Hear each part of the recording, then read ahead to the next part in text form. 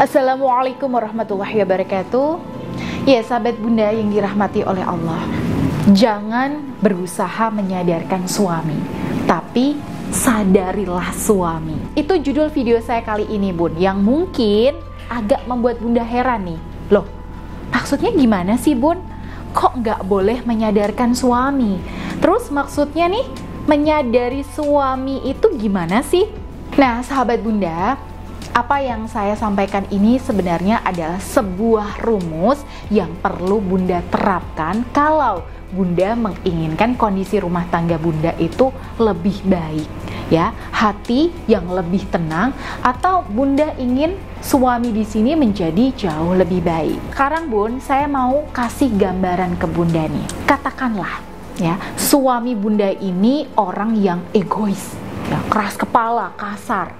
Nah, lalu bunda ingin mengubah wataknya jadi lebih lembut, lebih perhatian, lebih mesra. Nah, pokoknya nih 180 derajat berbeda dengan sifat suami bunda yang asli. Kemudian bunda berusaha nih melakukan berbagai cara, mulai dari menasihati suami, menceramahi, atau bunda bilang nih ke suami bunda, kamu tuh jadi suami jangan egois dong ya, kamu tuh jangan keras kepala dong, kamu tuh ya seharusnya begini loh ya, seharusnya tuh begitu, harus begini, harus begitu. Hal semacam ini bun seringkali berujung pertengkaran. Suami bukannya mau berubah, malah marah-marah dan malah menjauhi kita.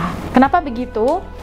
Karena sifat laki-laki itu gak mau diatur dan gak mau berubah demi orang lain. Kalaupun dia mau berubah, itu harus dari kesadarannya sendiri, dari hasil pemikirannya sendiri bun, dan dari hasil belajarnya sendiri. Akhirnya alih-alih kita berhasil nih bikin suami sadar, yang ada kitanya yang sakit hati sendiri karena terlalu berharap dan berekspektasi sama suami kita.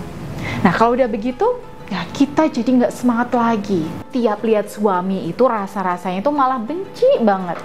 Dan kalau udah begitu, aduh ini rasanya kok sulit ya mengharapkan perbaikan dalam rumah tangga kita. Nah makanya rumus terbaik sebelum berusaha menyadarkan suami dari sifat buruknya, entah itu sifat pemarahnya, egois, kasar, keras kepala, bahkan peselingkuh, ya, dengan menyadari suami kita terlebih dahulu bun.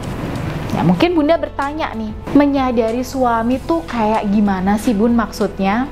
Oke, menyadari suami itu bun artinya menyadari karakter dan watak dasar suami kita dan berdamai dulu dengan kenyataan itu. Misalnya nih, suami bunda ini wataknya keras kepala, otoriter, gak mau diatur. Ya, dengan kata lain, dia ini tipenya koleris. Nah, maka PR-nya kita yang perlu kita kerjakan dulu adalah bukan berusaha supaya suami kita itu gak keras kepala, bukan. Tapi PR pertama kita adalah menyadari dan berdamai bahwa suami kita memang wataknya keras kepala dan gak suka diatur. Nah jadi ketika kita menghadapi suami yang seperti itu, kita itu nggak akan terjebak untuk eyel-eyelan sama suami bun. Karena kita tahu suami tipe koleris dan keras kepala ini percuma kalau diajak eyel-eyelan, karena dia itu tipenya nggak mau kalah. Nah, dengan kesadaran inilah kita akan pakai cara lain untuk menghadapi suami, supaya hubungan dengan suami itu tetap adem dan baik-baik saja, sekaligus kita juga nggak akan baper sama kelakuan suami kita. Itulah yang saya maksud dengan jangan berusaha menyadarkan suami, tapi berusahalah menyadari suami. Jadi menyadari suami di sini artinya ya kita berdamai dengan kenyataan tentang suami kita. Jadi apapun kelebihannya, kekurangannya, kita itu nggak baper bun. Kita tetap bisa fine-fine aja bun, sepanjang itu bisa ditoleransi. Nah yang terpenting dan jadi prioritas kita itu adalah kita itu bisa tetap bahagia dengan diri kita sendiri dan gak terpengaruh oleh kondisi suami kita. Jadi suami di sini mau ngomong kasar, mau egois, ya susah dikasih tahu, kita ya tetap fine-fine aja. Kita sadar bahwa sikap dan perilaku suami itu berada di luar kendali kita. Nah, ketika kita sudah ada di titik menyadari suami, ya, maka itu artinya kita sudah punya modal untuk mengadakan perubahan positif dalam rumah tangga kita, Bun. Loh, kok bisa begitu?